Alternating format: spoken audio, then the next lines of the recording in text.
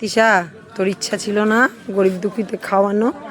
দেখ, আজকে তোর কাজের দিন, খাওয়ার দিন। আমরা সবাই ওই যে বালুরঘাটে নিবেদিতা যে আশ্রমটা আছে না, ওখানে খাবার দিতে যাব, তারপরে তিওড়ে যাব, ওখানে যাব। তোর কাকুরা তোর জন্য খাবার দিতে যাচ্ছে অনাথ আশ্রমে। দেখ ওদের গাড়িটা ছাড়ে দিল রে।